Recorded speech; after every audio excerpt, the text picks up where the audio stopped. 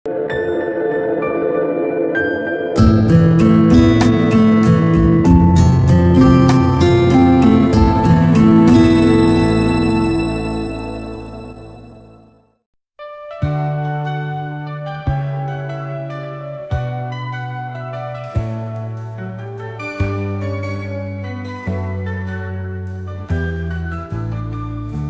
tanah yang subur, kita tumbuh bersama. Dengan semangat yang membara, kita capai cita. Berlandaskan Pancasila, kita melangkah menjadi pelajar yang bijaksana, penuh percaya. Bersama kita menyebar nilai-nilai luhur. Bismillahirrahmanirrahim. Assalamualaikum warahmatullahi wabarakatuh. Waalaikumsalam warahmatullahi wabarakatuh. Segala puji marilah kita panjatkan kepada Allah Subhanahu wa Ta'ala, karena atas berkat dan karunia-Nya lah kita bisa berkumpul di sini dalam keadaan sehat walafiat dalam kegiatan diseminasi aksi nyata modul 1.4 budaya positif yang akan disampaikan oleh saya sendiri. Saya adalah CGP Angkatan 11 Kabupaten Cianjur yang berasal dari SD Negeri Tipar. Sholawat beserta salam semoga tercurah kepada junjungan kita Nabi Muhammad Sallallahu Alaihi Wasallam. Nah, pada kesempatan ini Bapak dan Ibu, saya akan menyampaikan diseminasi. Ada yang sudah tahu apa itu yang dimaksud dengan diseminasi? Belum? Baik, ya, alhamdulillah ya di CGP ini saya punya banyak tambahan pengetahuan ya, termasuk dengan kata-kata yang biasanya tidak lazim saya gunakan. Nah, diseminasi adalah penyebaran informasi, kemudian penyebaran pengetahuan ataupun hasil penelitian kepada halayak luas. Nah, seperti itu. Nah, di sini saya akan membagi informasi tentang aksi nyata modul 1.4 budaya positif yang sudah saya pelajari di guru penggerak.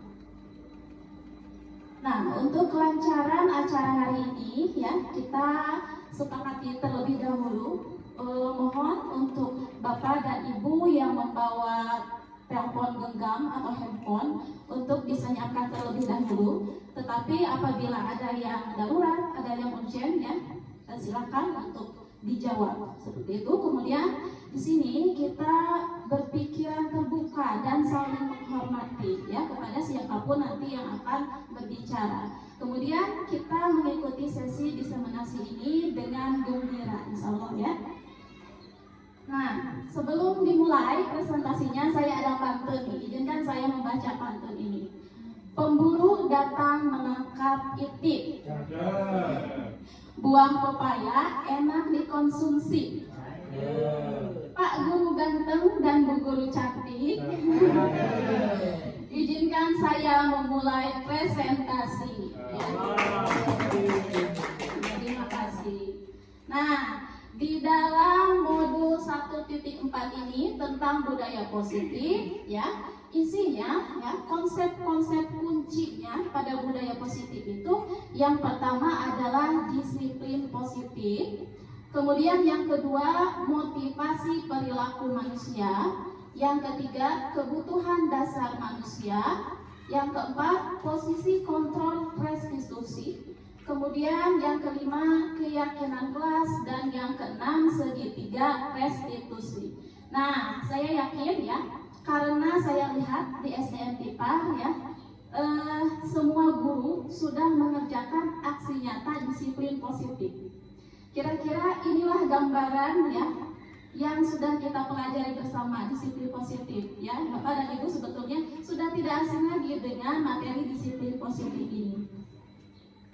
Nah, di sini saya memiliki pertanyaan pemantik. Pertanyaannya, apakah Bapak dan Ibu setuju dengan pernyataan ini? Ada dua pernyataan. Yang pertama, hukuman dapat mendisiplinkan anak. Setuju? Setuju atau tidak Bapak dan Ibu? Setuju. Ada yang tidak, ada yang setuju. Baik ya. Kita tampung dan hargai kedua perbedaan pendapat tersebut. Ya, tergantung, betul.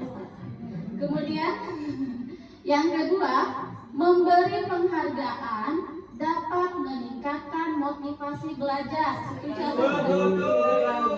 Ya, setuju hampir semuanya ya. Baik. Nah, ternyata ya, bisa iya bisa tidak. Waduh, ada yang ketimpa, tidak apa-apa. Hukuman dan penghargaan. Nah, di sini ternyata hukuman dan penghargaan itu menurut penelitian lebih banyak berdampak negatif. Ya, tetapi tetap saja ada manfaatnya. Namun menurut penelitian hukuman dan penghargaan itu kurang efektif karena ini nantinya akan bersifat motivasi eksternal. Ya, betul. Nah, dampak negatif ya dari hukuman. Nah, banyak ahli yang memperdebatkan nih perlunya hukuman atau punishment ya bahasa Inggris diberikan pada siswa. Nah, pihak-pihak yang tidak setuju dengan pemberian hukuman mengatakan bahwa hukuman itu tidak efektif dan malah akan membuat siswa ya sulit untuk menyadari kesalahannya atau bahkan ya dapat menimbulkan trauma yang memiliki dampak psikologis yang tidak baik. Nah, dari mengatakan bahwa hukuman itu dari kata hukumannya saja ya. Nah, selain itu hukuman ini memiliki konotasi yang negatif. Ya, oleh karena itu istilah yang digunakan dalam dunia pendidikan harusnya adalah konsekuensi. Berbeda ya antara hukuman dan konsekuensi. Konsekuensi memiliki kesan lebih baik daripada hukuman. Kemudian bentuk-bentuk hukuman seperti teguran dengan kata-kata kasar atau bahkan secara fisik sangat tidak dianjurkan. Kalau dulu kan ya ada beberapa kasus mungkin guru yang menegur dengan sangat keras dengan bahkan ya tidak patut dicontoh, dan ini hanya oknum saja menggunakan kata-kata yang kasar misalkan. Kemudian dengan memberikan hukuman fisik ya, baik itu misalkan lari keliling 10 kali lapangan misalkan. Nah, itu bentuk secara fisik ya hukumannya. Nah, ini sangat tidak dianjurkan ya, hal-hal ini ya bahkan bisa dikategorikan sebagai bullying. Nah, hati-hati nih, bullying itu tidak hanya dari siswa ke siswa ya, tapi ya dikhawatirkan ada bullying dari pendidik ke peserta didik ya, seperti itu. Sekalipun dilakukan dengan tujuan yang baik, pasti ya guru itu tujuannya adalah supaya siswa menyadari kesalahan, seperti itu. Kemudian, nah kalau ini dampak dari penghargaan ya. Dampak dari penghargaan. Nah, ini dampak negatifnya Bapak Ibu ya. Kalau dampak positif, ketika kita memberikan reward atau penghargaan, baik itu berupa verbal seperti pujian, kemudian contoh lain yang sederhana tepuk tangan ya, kemudian motivasi dan lain sebagainya. Tetapi yang di sini ya saya akan menjelaskan dampak negatifnya ya. Yang pertama, dampak negatifnya adalah siswa akan memiliki anggapan bahwa kemampuannya lebih tinggi daripada teman-temannya, atau ya temannya dianggap lebih rendah. Jadi siswa merasa lebih superior ya daripada teman-temannya.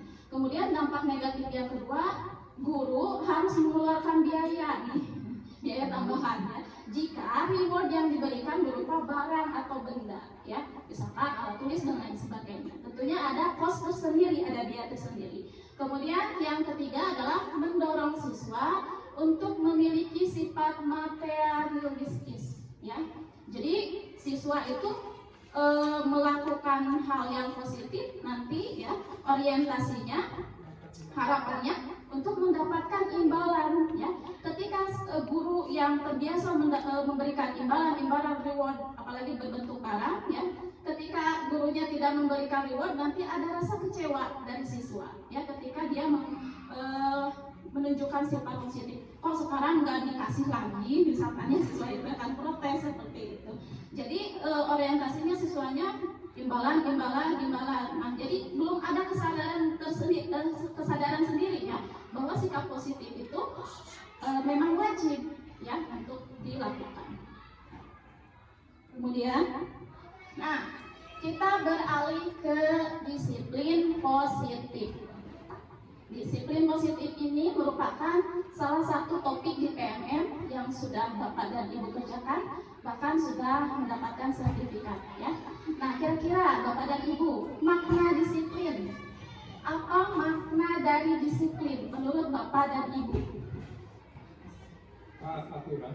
Taat aturan. Kemudian taat perintah. Ya, pasti ya, kita ketika mendengar kata disiplin itu akan dikaitkan dengan peraturan atau taat aturan, taat perintah dan lain sebagainya. Teratur ya disiplin. Nah, ternyata Bapak dan Ibu ya. Nah, ternyata disiplin itu berasal dari bahasa Latin ya, disiplina, yang artinya belajar. Makanya ada kata disiplin ilmu ya. Nah, seperti itu. Ternyata disiplin itu artinya adalah belajar. Namun budaya kita ya, makna disiplin ini telah berubah menjadi sesuatu yang dilakukan seseorang pada orang lain untuk mendapatkan kepatuhan. Kita cenderung menghubungkan kata disiplin ini dengan ketidaknyamanan, bukan dengan apa yang kita hargai atau pencapaian suatu tujuan yang mulia. Nah, kemudian ya, apa itu disiplin positif? Tadi baru disiplin ya, sekarang disiplin positif itu apa? Nah, di sini Ki Hajar Dewantara dan Diana Gosen mengemukakan bahwa disiplin positif bermakna bentuk kontrol diri pada diri sendiri.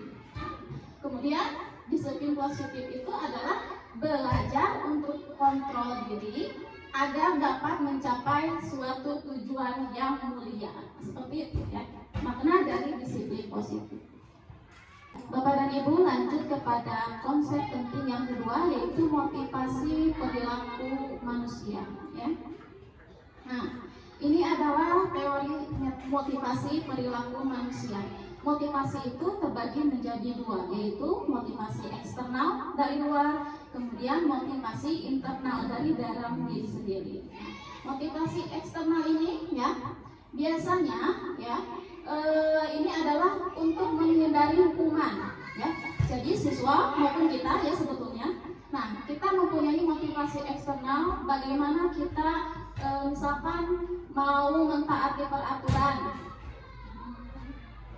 Misalkan ya, kita datang pagi-pagi nih ya, karena menghindari hukuman, misalkan seperti itu ya. Siswa juga seperti itu. Kemudian motivasi eksternal yang lainnya ya, ini. Nah, siswa misalkan ya, untuk mendapatkan imbalan dari orang lain atau instansi. Misalkan ketika kita diberikan tugas ya, siswa misalkan diberikan tugas, nah dia berharap ada imbalan dari gurunya. Nah, itu motivasi eksternal dari luar. Sedangkan motivasi internal, nah, ini adalah tujuan dari disiplin positif ya. Nah, ini motivasi eksternal motivasi internal itu adalah untuk menghargai diri sendiri ya. Kemudian konsep yang seterusnya adalah kebutuhan dasar manusia. Nah, kebutuhan dasar manusia ini ada 5 yang Bapak dan Ibu. Nah, jadi seluruh tindakan manusia itu pasti memiliki tujuan tertentu. Semua yang kita lakukan adalah usaha terbaik kita untuk mendapatkan apa yang kita inginkan. Ada maunya ya. Ketika kita mendapatkan apa yang kita inginkan ya, sebetulnya saat itu kita sedang memenuhi salah satu ataupun lebih dari satu kebutuhan dasar kita, yaitu ya, yang pertama kebutuhan untuk bertahan hidup atau survival ya. Kemudian cinta dan kasih sayang, love and belonging. Kemudian kebebasan, freedom. Kemudian kesenangan, fun, dan kekuasaan atau penguasaan atau power. Nah, ketika seorang murid melakukan suatu perbuatan yang bertentangan dengan nilai kebajikan atau melanggar peraturan, ya, atau biasa yang dicap nakal gitu ya. Nah, itu sebetulnya dikarenakan mereka gagal memenuhi kebutuhan dasar mereka. Bisa salah satu, bisa lebih dari satu dari ini, ya. Kemudian, nah ini posisi kontrol restitusi. Ini adalah posisi kontrol guru, posisi kontrol kita, ya. Apa itu restitusi? Nah, restitusi adalah proses menciptakan kondisi bagi murid untuk memperbaiki kesalahan mereka. Jadi prosesnya, ya, sehingga mereka bisa kembali pada kelompok mereka dengan karakter yang lebih kuat. Nah, ini merupakan 9 ciri-ciri restitusi. Yang pertama, bukan untuk menebus kesalahan, namun belajar dari kesalahan.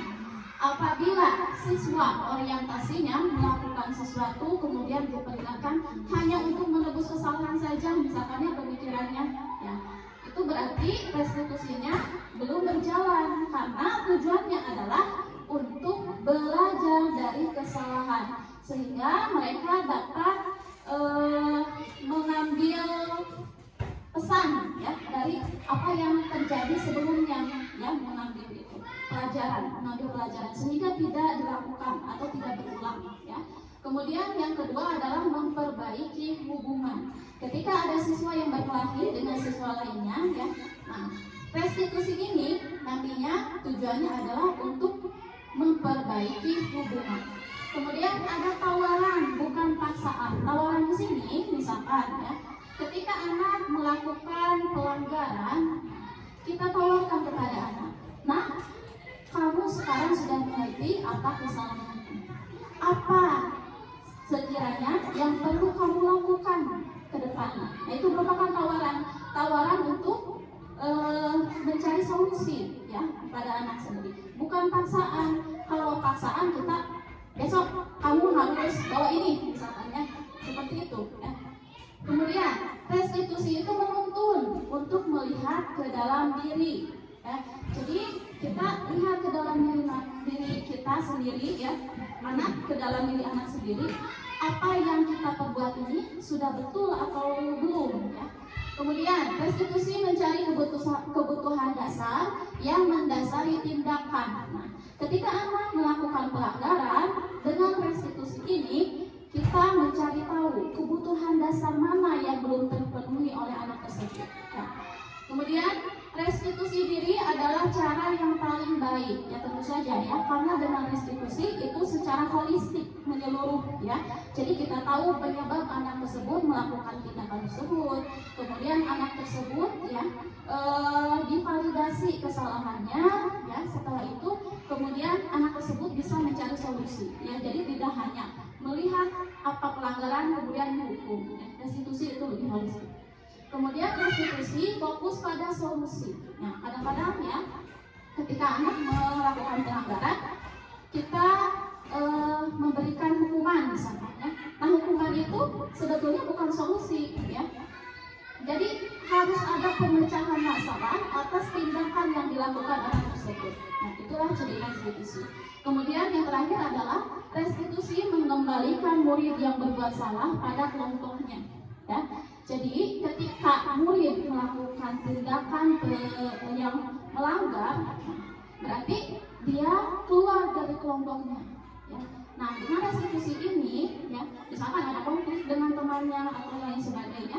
Nah, dengan menjalankan restitusi ini dikembalikan lagi anak tersebut, ya, menjadi sebagaimana mestinya, bersosialisasi dengan temannya dan lain sebagainya.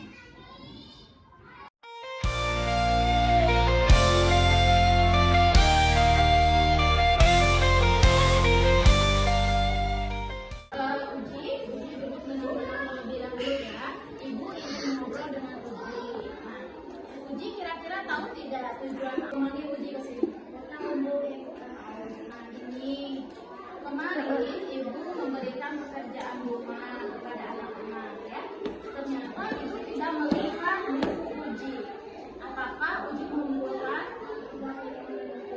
mengumpulkan. Tapi Uji mengerjakan PR apa tidak? Belum. Kira-kira kenapa Uji tidak mengerjakan PR tersebut?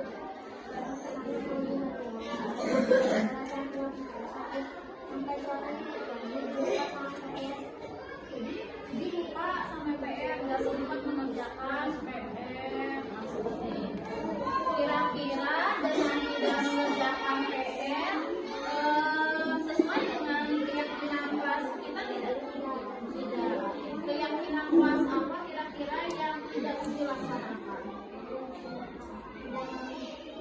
Mengerjakan PR.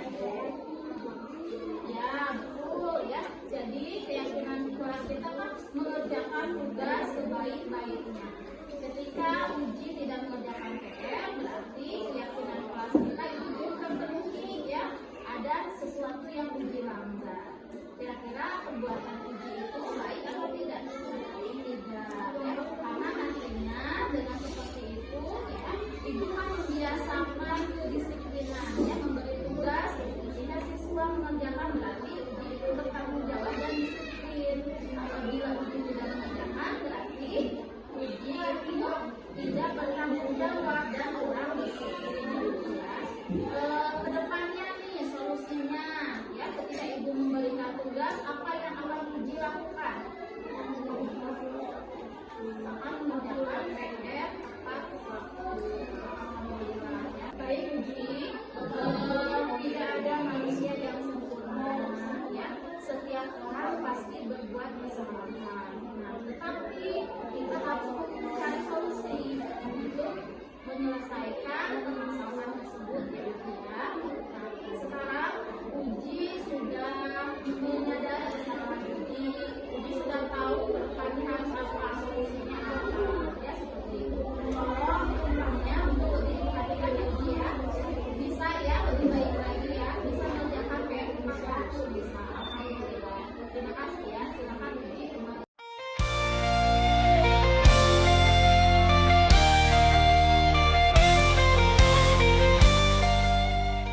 Ya, selamat pagi Dimas. Ya, Dimas, duduk dengan tenang dulu ya. Ibu ingin ngobrol-ngobrol saja sama Dimas. Hari ini Ibu memanggil Dimas. Kira-kira Dimas tahu tidak kenapa? Tidak. Ibu mau membahas kejadian kemarin nih, kejadiannya di sekolah dan di kelas. Kira-kira Dimas ingat nggak ada kejadian apa? Ingat? Ya baik. Kemarin Ibu ke kelas, terus melihat yang piket itu ada orang, harusnya 6 orang ya.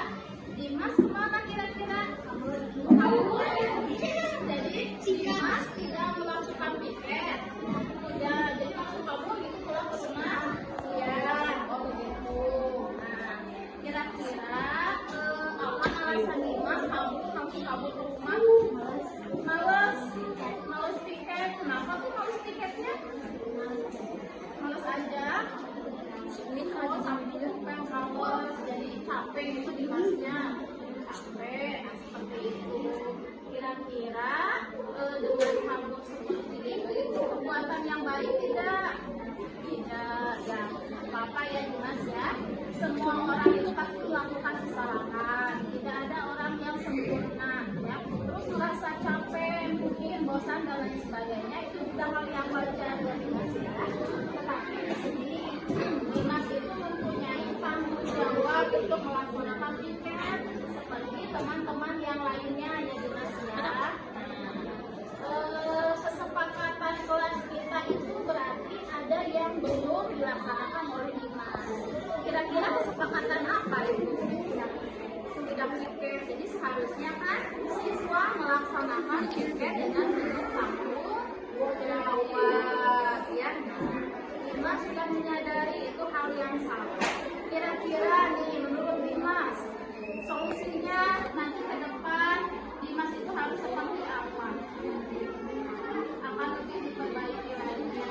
Jadi Dimas mau mengerjakan piket nanti bertanggung jawab dengan tugasnya ya, bagus ya.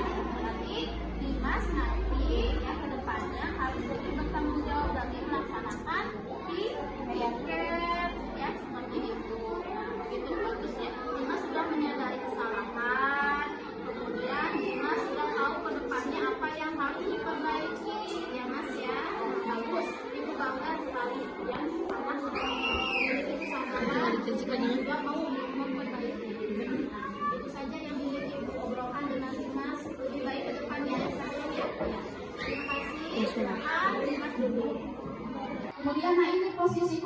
kita di sekolah sebagai guru, ya. Nah, ini posisi kontrol kita itu ada 5. Yang pertama sebagai penghukum, yang kedua pembuat orang merasa bersalah, yang ketiga teman, kemudian yang keempat pemantau, dan yang paling efektif dan dianjurkan sebetulnya adalah posisi manajer. Inilah posisi guru yang paling baik, ya. Di sini perbedaannya ketika guru berbuat sebagai posisi penghukum. Nah, ini ciri-cirinya seperti ini, identifikasi, indikatornya: menghardik, menunjuk-nunjuk, menyakiti, atau menyindir. Nah, itu ciri-cirinya, ya. Ciri-ciri guru yang menjadi penghukum. Kemudian kalau membuat orang merasa bersalah, ya, berceramah gurunya dan mengatakan seharusnya kamu begini. Ibu kecewa dengan perbuatanmu. Nah, itu berarti kita masih ada di posisi membuat orang merasa bersalah, ya. Kemudian apabila kita memposisikan diri sebagai teman, nah biasanya membuatkan alasan-alasan untuk muridnya. Kemudian ketika kita memposisikan diri sebagai pemantau, biasanya kita mengawasi perilaku siswa. Misalkan sekarang konsekuensinya kamu bersihkan, ya, lantai yang tadi kamu sudah tumpahkan airnya. Nanti ibu lihat lagi ya ke sini, dicek lagi ya, diperiksa lagi. Nah, itu pemantau, ya. Kemudian manajer. Nah, kalau ini manajer ini sampai dengan pemecahan masalah bersama-sama dengan siswa, ya. Kemudian, nah, kalau penghukum, kalau kamu tidak melakukannya, awas ya, rasakan. Ini disertai dengan ancaman, ya. Kemudian, seharusnya kamu sudah tahu, ibu lelah sekali mengatakannya, ibu stres. Jadi ketika anak mendengarkan kata-kata yang di kolom ini, anak itu merasa bersalah, ya. Kemudian kalau sebagai teman, nah ini lebih dekat, ya. Ayo lakukan demi ibu. Masa kamu tidak mau? Ingat, ibu pernah bantu, ya. Kemudian kalau pemantau, kita mengingatkan lagi peraturan atau kesepakatan. Apa peraturannya? Kemudian kalau posisi manajer, nah apa yang kita yakini, apa yang bisa kau kerjakan untuk memperbaiki masalah ini, ya. Jadi fokus kepada solusi. Kemudian dampak pada murid. Nah, hukuman, ya, penghukum, ya, dampaknya, ya, akan menyebabkan trauma, serta murid itu cenderung akan mengulangi kesalahan, bahkan, ya, dapat menimbulkan dendam. Nah, hati-hati ya ini, ya. Kemudian membuat orang merasa bersalah, dampaknya pada murid adalah merasa rendah diri, ya. Ketika anak merasa, oh iya saya salah, oh iya, justru, ya, dia tidak akan merasa rendah diri, ya. Kemudian kalau sebagai teman, karena terlalu dekat dengan guru, misalnya, dia jadi lemah, tidak mandiri, dan tergantung, ya, terlalu dibantu, terlalu dekat, dan tidak diberikan solusi, ya. Jadi disuapi terus, ya. Kemudian kalau posisi pemantau ini menitik beratkan pada sanksi atau hadiah untuk dirinya. Nah, kalau sebagai manajer ini holistik tadi, ya, mengevaluasi diri, kemudian bagaimana cara memperbaiki diri, solutif tadi, ya. Ini adalah posisi manajer, adalah posisi paling optimal, efektif untuk guru. Kita masih ada di posisi mana nih? Kira-kira evaluasi diri, refleksi, ya. Nah, ini adalah sebuah contoh kasus. Sabrina hari itu bangun terlambat dan terburu-buru sampai di sekolah. Dia pun akhirnya sampai di gerbang sekolah. Tapi Sabrina baru menyadari kalau tidak menggunakan sepatu hitam. Sedangkan peraturan di sekolah itu siswa harus memakai sepatu hitam, seperti tertera, ya, di peraturan sekolah. Nah, di depan pintu kelas, Bapak Lukman memperhatikan Sabrina yang memakai sepatu berwarna coklat. Sabrina berusaha menjelaskan bahwa dia terburu-buru dan salah mengenakan sepatu. Kemudian Pak Lukman menanyakan Sabrina, apa peraturan sekolah tentang seragam warna sepatu? Sabrina menjawab, sudah mengetahui, ya, sepatu harus berwarna hitam. Namun dengan sepatu. Dia tidak mungkin kembali pulang karena rumahnya jauh sekali. Nah, Pak Lukman tetap bersikeras nih, tanpa menanyakan alasannya kenapa dia pakai sepatu yang warnanya berbeda ya. Pak Lukman bersikeras pada peraturan yang berlaku dan mengatakan, ya sudah, kamu sudah melanggar peraturan sekolah, kamu salah. Sudah terlambat, salah pula warna sepatunya. Segera buka sepatumu kalau tidak bisa mengenakan warna sepatu sesuai peraturan. Ya, jadi seolah menghardik ya tanpa menanyakan alasan. Dan tidak ada pendekatan kepada anak. Sabrina meminta maaf dan memohon kembali kepada Pak Lukman agar tetap dapat mengenakan sepatunya dan berjanji tidak akan mengulang kesalahannya. Namun Pak Lukman tidak mau tahu. Tidak, kamu telah melanggar peraturan sekolah. Kalau tidak sanggup ambil sepatu di rumah atau diantarkan sepatu ke sekolah, ya sudah, kamu tidak bersepatu saja seharian di sekolah. Sekarang copot sepatumu dan silahkan belajar tanpa sepatu seharian. Sabrina pun dengan berat hati mencopot sepatunya dan memberikannya kepada Pak Lukman. Seharian dia tidak berani berkeliling sekolah karena malu. Mungkin ya, ketika dia ada di sekolah, kalau keluar anak-anak memakai sepatu, dia nyeker sendirian, dia tidak memakai alas kaki, dia malu. Dan lebih banyak berdiam diri di kelas tanpa alas sepatu. Nah, dalam kasus di atas, sikap posisi apakah yang diambil oleh Bapak Lukman? Ya, kira-kira sikap posisi apa? Apakah penghukum, pembuat orang merasa bersalah, teman, pemantau, atau manajer kira-kira? Penghukum. Oke, ada yang menjawab penghukum. Ya, betul ya Bapak dan Ibu. Ya. Sikap yang diambil Pak Lukman adalah mengambil posisi penghukum. Jelaskan apa indikatornya.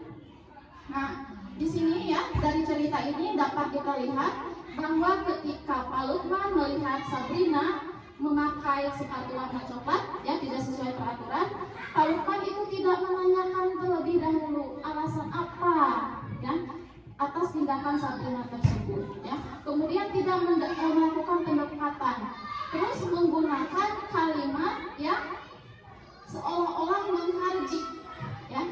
Tidak ada pendekatan yang lemah lembut gitu terhadap Sabrina.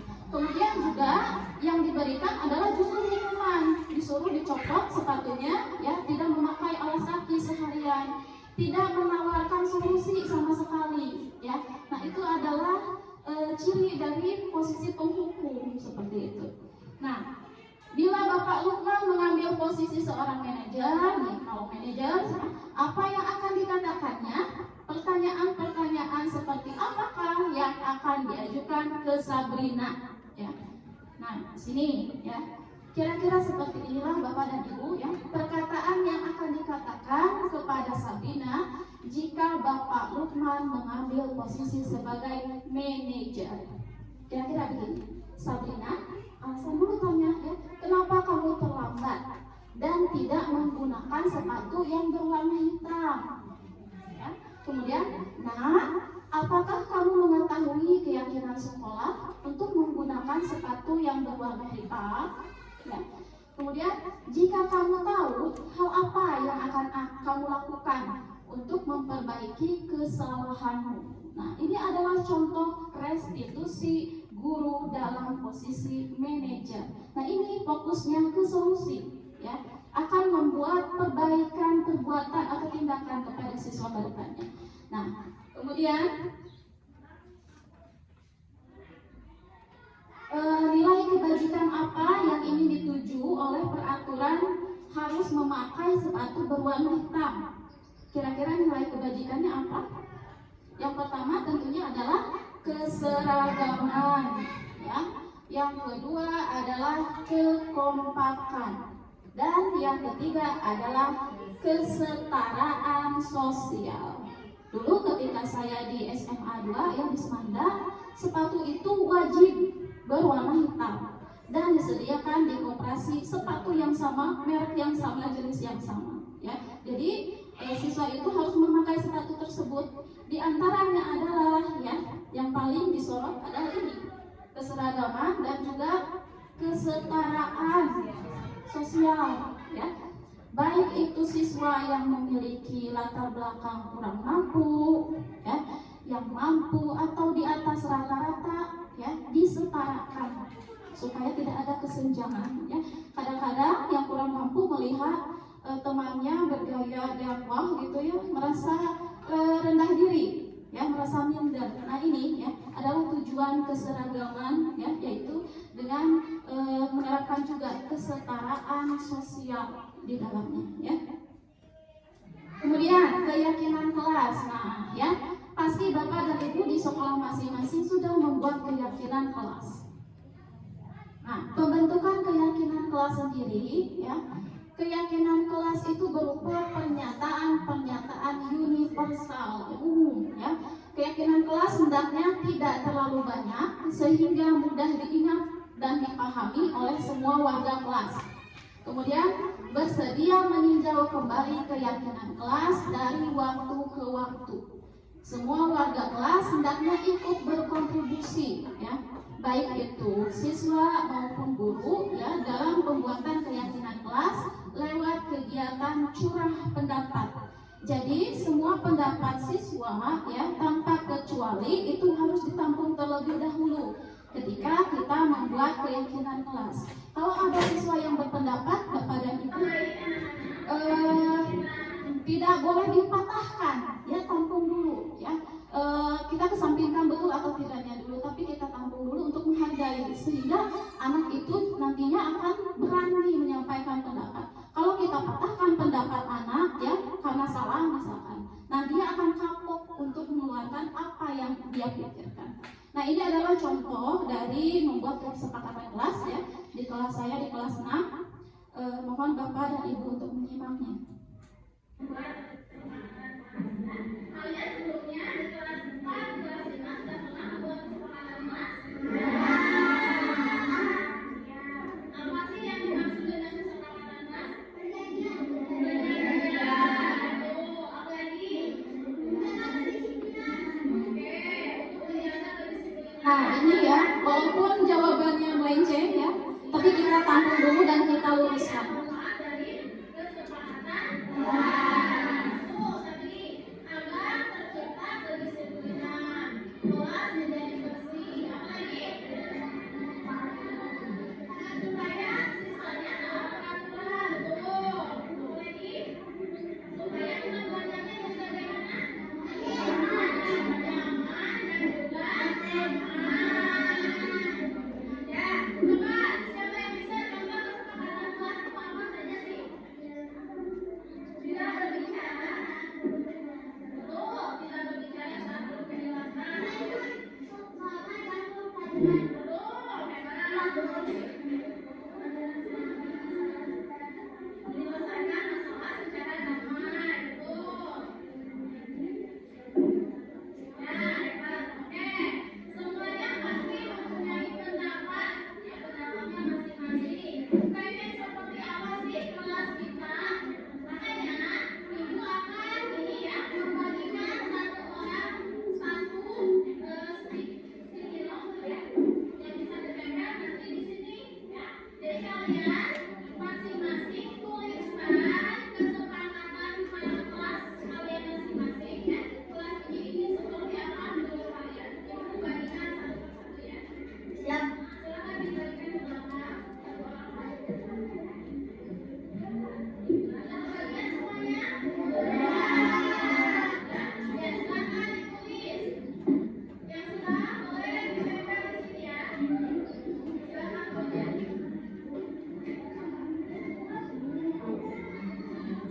Kalau salah boleh di sini ya, depan ya. Nah, yang sudah silakan tempel di depan.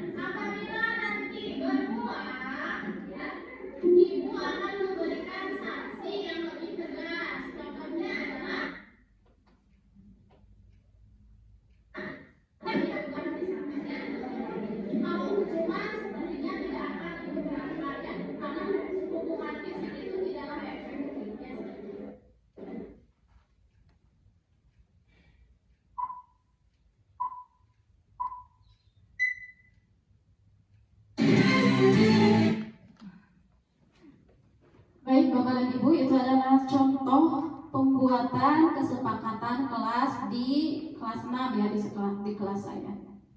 Nah, jadi kesepakatan kelas itu harus melibatkan semua warga kelas ya, dan disepakati, disortir terlebih dahulu ya.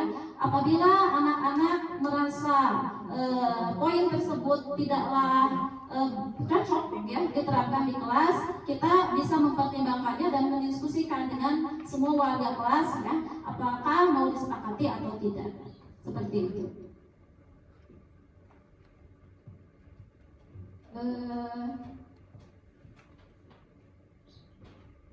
Nah, ini adalah perbedaan antara peraturan dan keyakinan kelas ya. Kalau peraturan ya, nah contohnya selalu kembalikan buku ke tempatnya. Keyakinan kelas ini ya, di keyakinan kelas kata-kata negatif harus diubah menjadi kata positif ya, bedanya seperti itu. Nah, di keyakinan kelas jadinya bertanggung jawab, mengembalikan buku. Jadi kita garis bawahi apa tujuannya ya. Kemudian dilarang mengganggu orang lain. Nah, kata dilarang itu negatif ya, untuk kalimat negatif. Kemudian kita rubah menjadi kalimat positif ya, menghormati orang lain. Nah, ini kan lebih ngena ya, tujuannya itu menghormati. Kemudian yang atas bertanggung jawab ya, ada yang di highlight. Kemudian dilarang terlambat berangkat sekolah. Nah, ini larangan, peraturan itu identik dengan larangan. Nah, kita ubah menjadi berangkat sekolah tepat waktu. Nah, sini ya poinnya. Kemudian dilarang melakukan kekerasan. Nah, ini menjaga kerukunan ya, dirubah.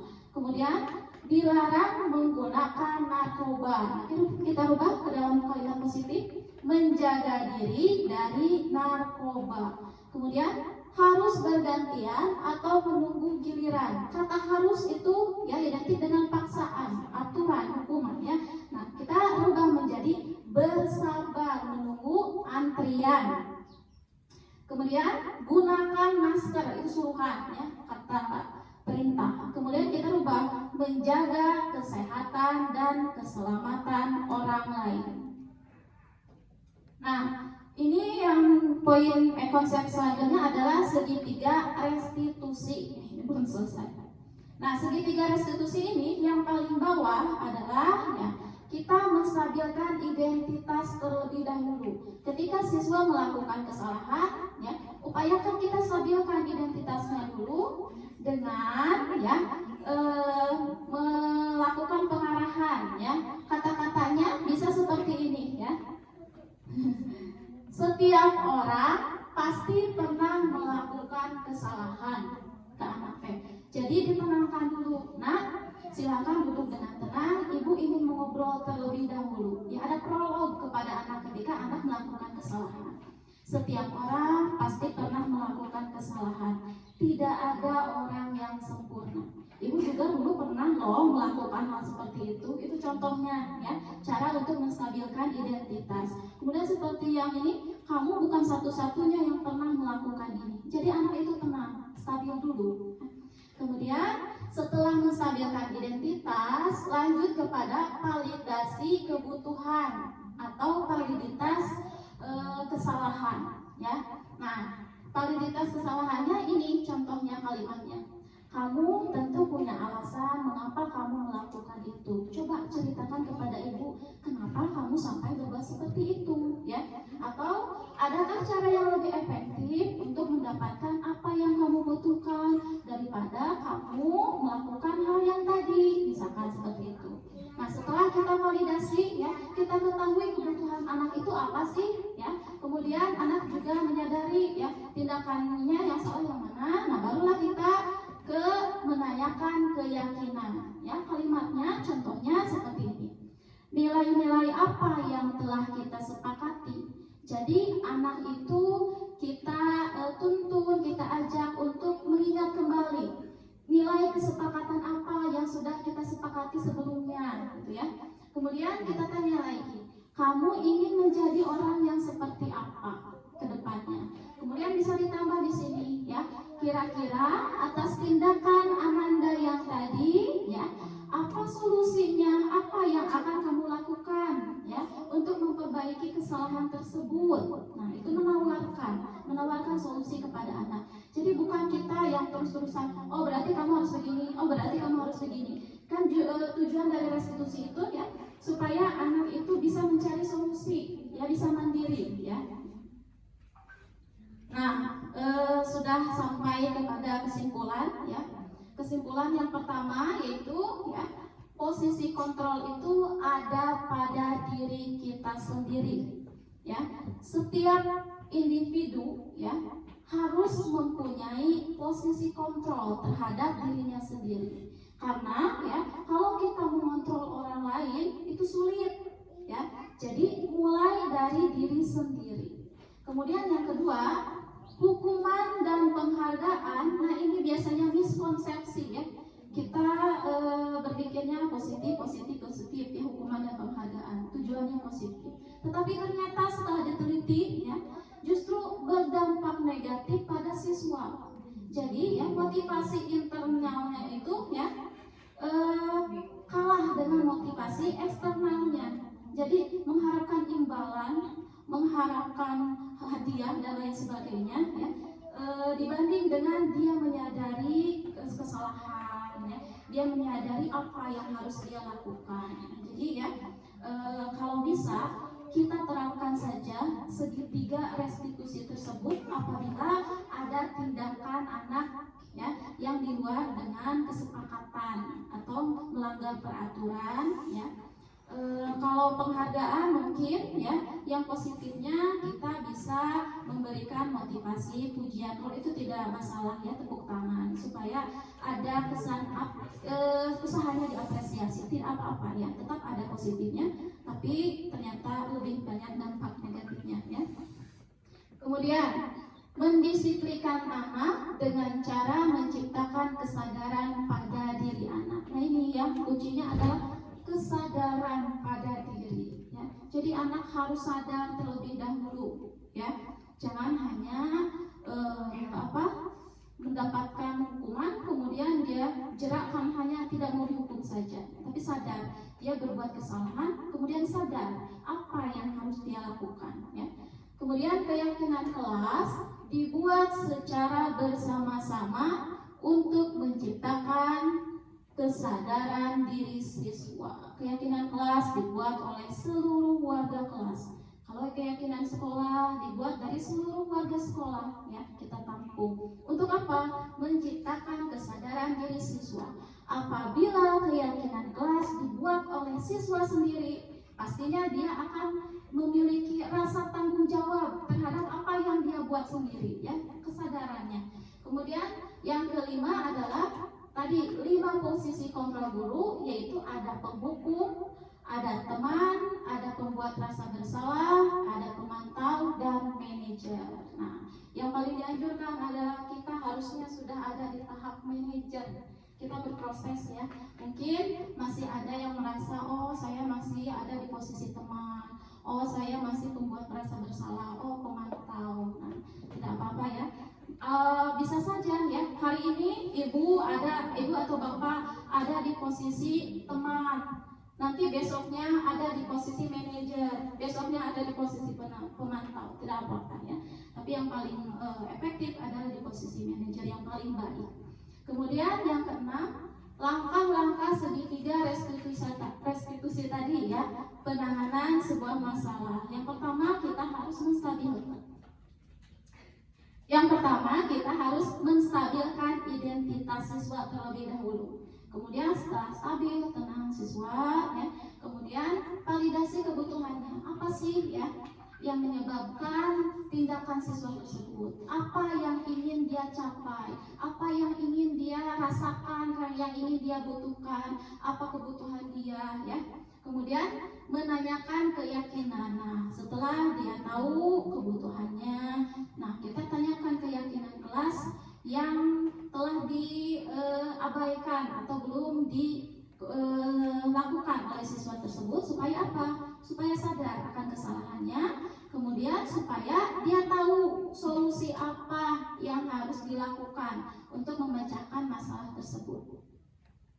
Ya, terima kasih. Mungkin itu ya sedikit berbagi ya, kemudian diseminasi ya, penyebaran informasi tentang apa yang saya pelajari sedikit ya ini di guru penggerak. Mungkin kedepannya ya apabila ada hal lain, insya Allah saya akan berbagi. Bukan bermaksud untuk menggurui Bapak dan Ibu ya, tetapi ini hanyalah berbagi ya. Seperti itu mungkin untuk pada kesempatan ini ya, hanya sekian. Saya ucapkan terima kasih atas waktu dan kesempatannya. Wassalamualaikum warahmatullahi wabarakatuh. Waalaikumsalam. Di tanah yang subur, kita tumbuh bersama. Dengan semangat yang membara, kita capai cita. Berlandaskan Pancasila, kita melangkah menjadi pelajar yang bijaksana, penuh percaya. Bersama kita menyebar nilai-nilai luhur di setiap langkah kita, di setiap cita yang terukur. Kita pelajar Pancasila, cerdas dan bijak. Dengan rasa tanggung jawab, kita maju bersama. Berintegritas dan gotong royong penuh percaya. Kita pelajar Pancasila untuk Indonesia.